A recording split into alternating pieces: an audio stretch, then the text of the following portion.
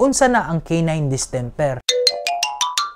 Ang canine distemper or ginatawag na hard pad disease. Ang general symptoms ani ginatawag na diphasic fever or ikaduha mo spike ang pinakataas na hilanat sa ilahang lawas. Bali maulian sa sila sa hilanat tapos mo spike na pod leukopenia or pagbaba sa white blood cells. Kay mao man ay mga sundalo sa lawas. Tapos daghan mga discharges sa ilong ug sa lubot. Tapos magkomplikasyon na dayon na sa baga ug sa ilahang nervous system. Ang nerve sa mata maapektuhan pod. Maong maobserbahan at gamuta-muta ang atong alaga. Ang kaning mga nakasurvive or wala pa nakasurvive mo undergo jud og hyperkeratosis or mangubal ang ilahang footpad or lapalapa apil na pod ang ilahang ilong. Tapos kung maapektuhan na ang nerve, ang isa sa atong maobserbahan kay maglaway-laway na, magtuyok-tuyok ang ulo or sige na lang og hangad. Mura na noon na rabies. Ang uban magka-paralysis tapos magka-seizure na noon. Naapoy mga involuntary movement sa ilahang muscle ug naapod ni movement sa ilahang baba na murag nagkaon na noon og bubble gum. Kanina mga sign lisod na kay ni i-reverse or maulian. Kay ang nerve mura na og kuryente sa atong lawas. Pag naay putol sa wiring or abri na wire, magka-grounded na dayon. Wala nay control kung asa padulong ang kuryente.